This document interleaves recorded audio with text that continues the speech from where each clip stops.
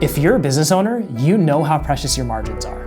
When you're sat at your desk in the wee hours of night, going over your accounting books, it's such a relief to see when your business is in the black instead of in the red. So when you find out that your payment processing fees are what's putting your business in the red, all of a sudden you're clutching your pen a little bit tighter. What if there was a way for someone to help you pay those fees? Would you take it?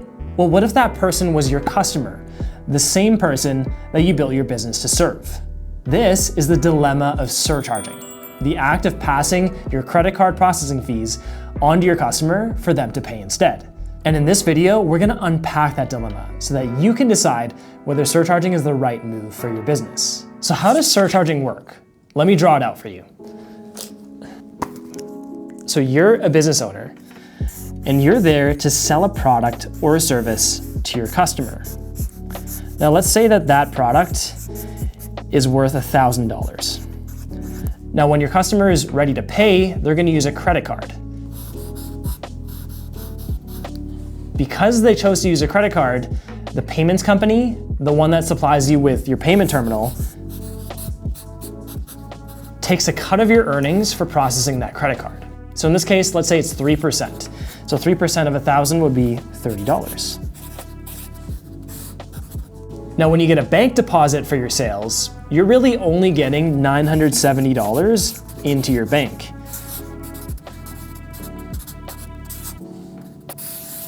And with each batch you process, that small cut continues to grow and grow until at the end of the year, you find you're missing thousands of dollars from your bottom line. So this is how things normally look. Now with surcharging, we have a slightly different scenario. So once again, you're that business owner and you're selling that product to your customer. But this time, when they go to use their credit card to pay, you're adding a small percentage fee on top of that product total to cover the cost of your processing fees. So in this case, let's say it's 3%. So instead of paying $1,000, your customer would actually be paying $1,030 instead. What that does is that when it's time for your payment processor to withdraw those fees from your account, you actually break even. So at the end of the day, you're a happy business owner because you have that full $1,000 going into your bank. If we only look at how I just described surcharging, everything might seem fine and dandy and roses and rainbows. In reality, there's probably a few things making you nervous about charging your customers extra at checkout. So let's get some of those fears out on the table so that we can address them. The first one being, what if I piss my customers off? Because honestly, when your longtime customers all of a sudden are charged an extra fee at checkout, their first initial reaction might be, wait, what? What is this extra charge? This isn't fair. Your greatest fear is probably that your customers stop coming to you because they feel like you've broken their trust in some way with a surcharge. And so it might not surprise you to hear that what makes or breaks a surcharge is actually in how you communicate about it. We'll discuss a few of these things later on in the video. The second fear that people are apprehensive about is the legalities and rules surrounding surcharging. As of 2026, surcharging is legal in most provinces in Canada and states in the US. But there are areas where it's not allowed or strictly regulated. The point is, these nuances in laws makes it feel like you have to tread super carefully when implementing surcharging. And that's often enough for merchants to put it off entirely. Now, despite these valid concerns that people have with surcharging, it's still becoming more and more popular. In fact, in 2025, J.D. Power did a study that showed that 35% of small business owners surveyed now use surcharging for their credit card transactions. This is up from 5% in 2021.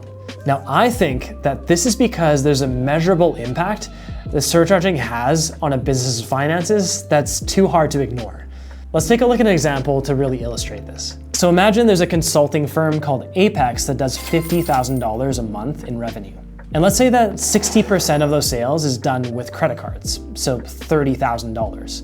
So Apex is paying 2.9% per transaction in processing fees.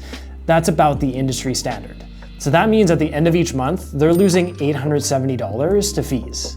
That's over 10 grand a year. So in this scenario, Apex decides that this is too much and implements a 2.4% surcharge. Now fast forward to 6 months later, Apex would see two things happen. Because the surcharge incentivizes other payment methods like ACH or debit, we can expect that some of their customers who used to pay by credit card would move their recurring bills over to ACH.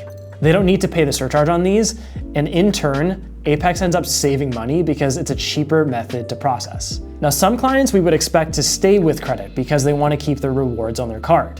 The surcharge takes care of these transactions and recovers whatever fees that are charged through them. Between the recovered fees from the surcharges and the switch to ACH, Apex could expect to save about $750 a month. That's $9,000 a year. Examples like this suggest that there could be a real tangible benefit to treating surcharging as an experiment if you're the right kind of business. So let's say you're bought into this idea and want to run that experiment. Well, what are some things that you need to know before you start surcharging?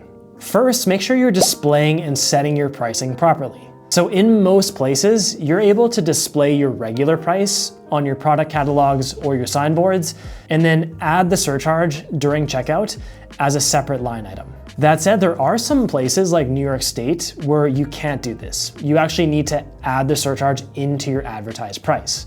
So before you start, make sure you know your local rules and regulations around pricing when it comes to surcharging. Now, if you're thinking at this point, this is a lot to keep track of, then you're probably right. That's why we've created an email course on surcharging for people like you who want this kind of information in your inbox. The email course does a deeper dive into everything you need to know before you start surcharging. So it builds on the foundational knowledge that I gave you in this video. If you're interested, head to the description below and click the link. Now, the second thing to know is that there are caps on how much you can surcharge. So in Canada, surcharges are capped at 2.4%. In the States, they're generally capped at 3%. But what this rule is for is to prevent people from overcharging their customers with that surcharge. Because at the end of the day, the surcharge is for recouping credit card processing costs, not for bumping your profit up. The third and arguably most important thing to know is that communication is key.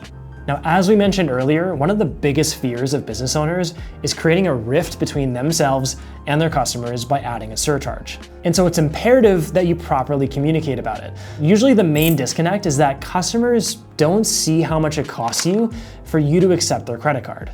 Where they may think that you're nickel and diming them, you're actually just trying to recover some costs back so that you don't have to raise their rates or the cost of their products. So the question becomes, how do you educate them about this? Now, you don't have to give them a lecture. No one likes a lecture, but even a simple message on your mailing list, social media, or your website can help. Something that explains why you decided to add a surcharge so that you can continue to serve the community that you care so much about.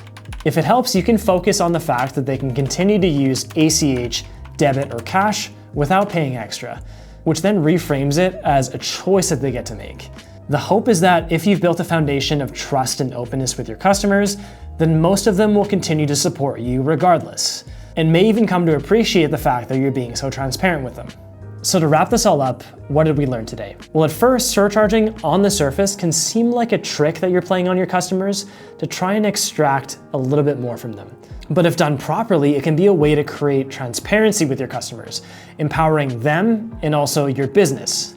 Because at the end of the day, credit card processing is just one other thing that you have to pay for in a world that's getting increasingly more expensive. So if you can find a way to lighten that burden and reclaim some of your margins back, then why not experiment with it?